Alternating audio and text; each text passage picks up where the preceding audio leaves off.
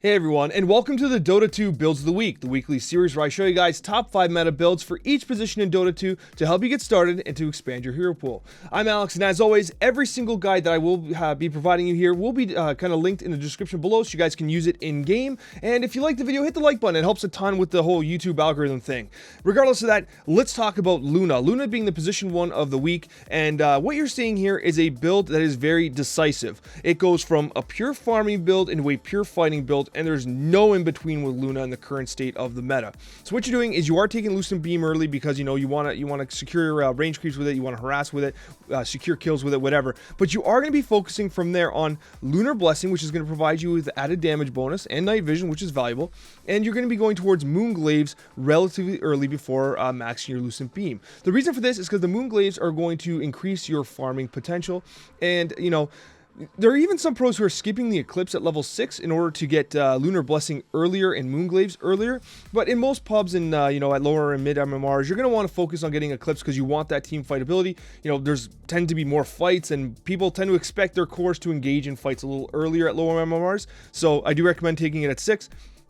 Regardless of that, what you're looking here is your talent build is completely built towards Lucent Beam because, as I said, what's happening here is very simple. Basically, up until level 12, you are basically a farming machine. You're literally building towards Power Treads and Mask of Madness in order to amplify your farming potential. You have Moonglaves, you have Lunar Blessing, all of which increase your ability to take kind of, neutral camps and waves very rapidly. You want to farm as fast as possible. And then what you're going to do is once you start getting your Dragon Lance is just a great value item. You can even disassemble your Dragon Lance into an earlier BKB if you choose, but a lot of players are holding on to the Dragon Lance for the entire game, believe it or not. But once you get BKB, you're ready to start fighting, especially if you have your Eclipse at level 2 and you have points in a Lucent Beam and a few of your talents. With Luna, bear in mind, in order to maximize her farming potential, you're actually skipping talents at 10, and you're taking your first talent at 13 and then at 15, okay? And that's roughly the time with the 2 Lucent Beam talents that you want to start fighting with your Eclipse and team fighting with your Lucent Beam talents and skills. So anyways, from there, what you're doing is you are building into the Agnum Shard, which basically improves your Lucent Beam, allows it to be ground targeted, and once again, it fits perfectly with the build you're going to with regards to your talents and your overall skill build. And then finally, you're going into Scatty, which makes you very difficult to kill and provides you with a ton of damage with Daedalus.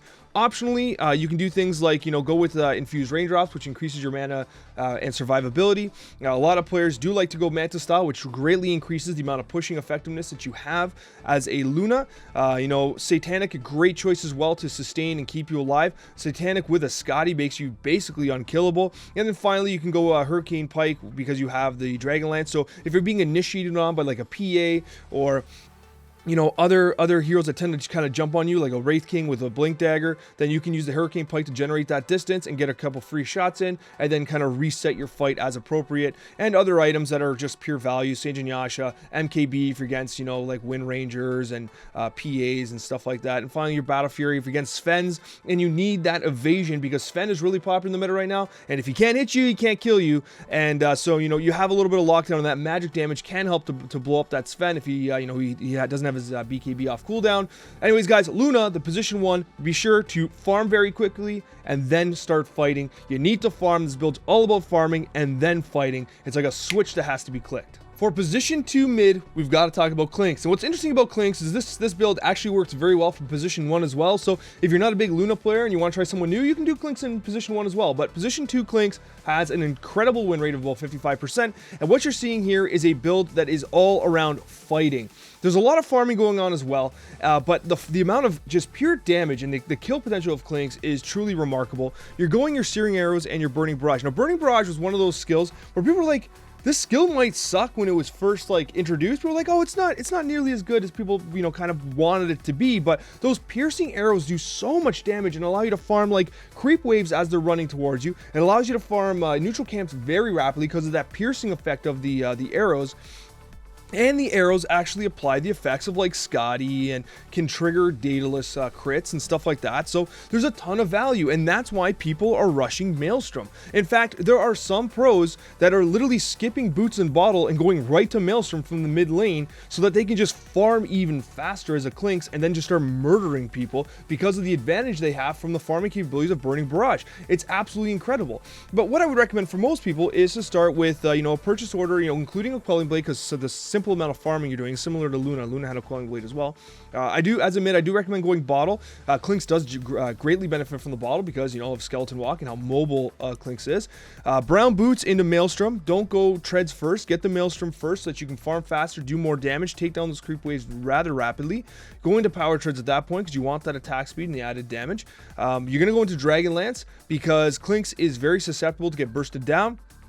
So the further you are from a target, the safer you can be, and allows you to kite a little more effectively. BKB because Clinkz can be murdered in a second if Clinkz gets stun locked or just gets bursted by a Lina or anybody that can do a tremendous amount of magical damage up front. The BKB is absolutely vital. From there, the Shard, which basically gives him his Skeleton Warriors when he pops out a Skeleton Walk, just helps you to kind of like murder people on an instant. And then finally, Scotty, because it does benefit from Burning Barrage. I should say Burning Barrage benefits from Scotty, makes you borderline unkillable, and finally it helps to lock down targets so that they can't get away from you, and dataless so you can just blow people up super fast.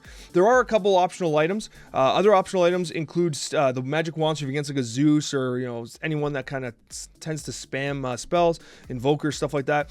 Falcon Blade. There's been some testing around Falcon Blade with Clinkz because Clinkz does struggle with mana, and the nice thing about Falcon Blade, it gives you a lot of damage, a lot of mana, and a lot of health. It actually is kind of efficient for a Clinkz. So there's even been people building like a Falcon Blade and relatively early before their boots in order to sustain their laning phase and help them to roam a little faster. So it's pretty interesting. Falcon Blade, keep an eye on that. I'm going to continue to check.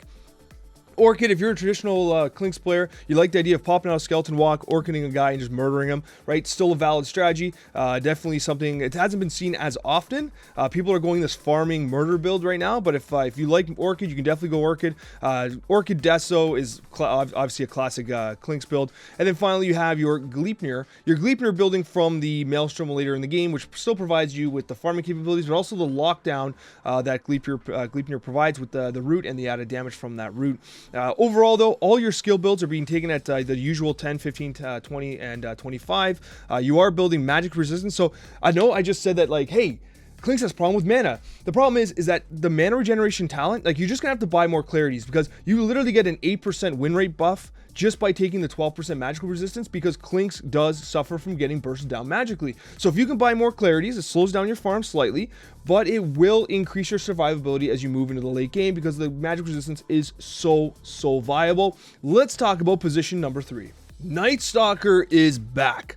Night Stalker was one of those heroes that was kind of ignored for some time, and now you're seeing Night Stalker played position 3. I've seen position 4 and 5 Night Stalkers. The pros have been playing position 5 Night Stalker, which is absolutely insane, but realistically, we're going to talk about position 3 Night Stalker, which I think he is kind of like the place where he shines the most. He's so damn good right now. It's because he has an incredible kill potential. The buffs to his level 10 Dark Ascension talent, which basically gives his Dark Ascension, it has a higher cooldown, but now it has a longer duration, which is way more valuable at level 10, and you also get the added damage at 15, and then the added strength at 20, and Dark Ascension cooldown at 25. Like, it's such a good build. He just gets continuously stronger the entire game, and the way you play him is you build stats for your starting items. You're going to be building, your Bracer because you want that damage, you want that sustain, but you're going to rush Orb of Corrosion. This is because when it's nighttime, and remember, if you're the offlane, you're usually a little stronger in the early game than their position 1. When it's nighttime, Night Stalker is a murder machine. At 5 minutes, from 5 to 10 minutes, Night Stalker can kill the position 1 carry over and over again. Get an Orb of Corrosion, get on top of them, make sure the lane is pulled, talk to your position 4, and just right-click them until they cannot survive anymore. Every single time. And the Orb of Corrosion allows them to do that. At least get an Orb of Venom. At least. But ideally you want an Orb of Corrosion. From there you go into your Phase Boots because, the main thing with Night Stalker is you don't want him to get kited. You want the Phase Boots because Phase Boots also work very well with Crippling Fear so that you can move unobstructed in phase and keep the silence right on top of the targets you're targeting. Void does a tremendous amount of damage, allows you to farm rapidly as well. Hunter of the Night, it's what makes Night Stalker Night Stalker. But realistically, what you're doing there is you're going to take a value win lace because you don't don't want to get kited. You want to stay on top of guys. You want to right-click guys until they explode. And you're going to go, you're going Echo Saber. Echo Saber gives you sustain, it gives you intelligence, gives you the mana regeneration, because Void is not very mana efficient, but it is a spell that you can literally spam to farm and to kill. So you want that Echo Saber. Not only that, but it allows you with the burst damage potential from his right clicks. And when you literally rush a Silver's Edge, you become like you are actually in like the nightmares of your opponents. You go Silver's Edge. At nighttime, you literally, like, someone will be farming, and you literally just explode them with your Echo Saber, Silver's Edge, and nighttime Orbital Corrosion. Like, they just die. They're like, oh, I'm farming, LOL. Look at the map, what's happening? Oh, I'm dead. Like, Night Stalker, you will literally haunt their dreams with Silver's Edge right now. And finally, BKB, because the last thing you want as a Night Stalker is being kited, stunned, and, like, hexed, and all that, you know, garbage. There's also some optional items as well. Blink Dagger, you know, if there's, you know, Zeus's and stuff like that where you got to get on top of them in silence, blink on top of them, and then initiate the fight with your Crippling Fear. It's a great item, a great option. Night Stalker, I would say it's almost core on Night Stalker. Right now he's being played more like a you can't get away from me right clicker, but Blink Dagger is also a fantastic item. Deso, fantastic for right clicking. Basher helps lock them down. Nullifier, if they have lots of Glimmer Capes, and if you're against like you know, like heroes that like, you know, are utilizing kind of like you know, invisibility very effectively, Nullifier allows you to deal with that very effectively. MKB against like PAs and Wind Rangers, and finally Sanjanyasha, which is just great statistically. You can even do like Heaven's Halbert as well if you're against like a Sven, great option. Disarm him, then punch him in the face, right? So, but Night Stalker right now is so hot in the meta. If you have not been playing him, now's the time. Let's move on to position 4.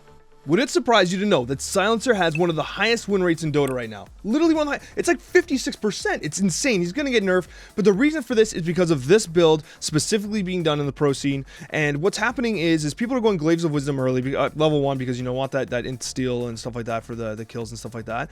Last Word at 2. This is kind of interesting, right? A lot of people are skipping Last Word at 2. Most people focus on the Arcane Curse. But what's happening is the Arcane Curse and Last Word synergy is truly remarkable. So what's happening here is that you are going to take Arcane Curse, but remember, when they're silenced, they take double damage and double slow, and the Arcane Curse, for the entirety of the silence, its duration is reset. So basically, you just get like, you get free hits. So what happens is you Last Word somebody, and then you Arcane Curse them, and they just take a tremendous amount of damage. Add into the fact that at position 4, you add a level 10 Arcane Curse damage talent, you have an Arcane Slow talent at 15, you have Last Word Intelligence multiplier damage increased, and then you have a Mute Last Word effect as well, 25. Like, Silencer is absolutely insane right now. So what you do is you take the value points in Last Word and Glaives, and then you just basically max your Arcane Curse. You literally just max it right away. You take your global when you can, and then you focus on Last Word, and then you take your Glaives as well.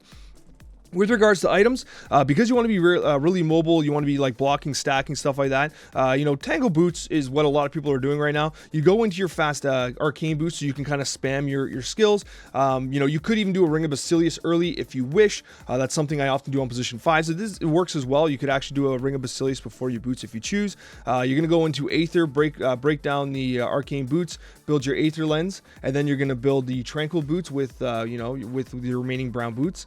You are going to use your Veil of Discord. Veil of Discord is a great item. It stacks wonderfully with the damage from Last Word and Arcane Curse. It activates a lot of your team, but most importantly, it just activates you as well. Your team's going to have magic damage. Veil of Discord is a ton of benefit. And finally, Aghanim Scepter. This is kind of like the thing that people didn't really anticipate. So when you have Arcane Curse doing as much damage as it's doing, when you get an AoE Last Word, by the way, the AoE is massive. You basically cover like an entire team fight. You Last Word the entire team, you Arcane Curse the entire team, they're taking a ton of damage, they're slowed like crazy, and they're silenced. Like, it's insane, right? And that's what's happening right now. Silencer is just completely shutting down team fights with the amount of damage, slow, and silence he's doing. It's insane right now, absolutely insane. And as always, you know, with support, you got your usual, you know, you got your after you build Aghanims. Don't go before. After you build Aghanims, you can choose, okay, do I need a Force Staff? Do I need a Glimmer? Vessel is always valuable against really tanky teams. If you have a right clicker, Wraith King, PA, stuff like that, you can Solar Crest them. You know, Ghost Scepter's a survivability item. Finally, Aeon Disc for like the techies games and games where you're getting blown up against like a shotgun Morphling or something like that. But overall, position 4 Silencer is absolutely insane. You gotta try him. At position 5, we've got to talk about Omniknight. Omniknight has stormed onto the meta, and there's a couple things happening. First of all, Omniknight got buffed. He's just good. And Heavenly Grace provides a strong Dispel, which is always good. It's one of the reasons why Legion Commander is always good. That strong Dispel is fantastic. However, one of the main reasons why the win rate on Omniknight is absolutely insane right now is because of how popular Sven is. Well, Alex, why would Sven, position 1, benefit from an Omniknight position 5? Well, Heavenly Grace literally gives him a ton of HP regen, a ton of strength, status resistance. So basically, Sven initiates with some guy, you cast Heavenly Grace on him, and like, Sven can trade with anybody in the game. He can 2v1 people. It's insane, right? Like, he gets added damage, he gets status, it's just incredible. And so, like, Omniknight is activating Sven in a way which has not been seen in a very, very long time. And overall, he's just good. He does good healing. He does good, good, again, healing and dispel, right? Guardian Angel, a fantastic, team fight ultimate, especially against physical damage lineups. Against very magic heavy ones, it's a little underwhelming, but anyways, it's not the build you're going anyway. Ironically, Guardian Angel is actually not that important. It's good. Like, you like using it, but realistically, it's the Heavenly Grace. It's the purification. Heavenly Grace is so strong. All the talents revolve around your Q and your W. Literally. Purification, Heavenly Grace. This is all you're after. And the whole build is revolving around you blocking their hard camp, sustaining your mana, because if you can't catch, you can't really do much. Arcane Boots into Aether. We see this in so many supports, right? You go your Arcane Boots, you disassemble, you buy your Aether Lens, you go into your Tranquil Boots. Holy Locket.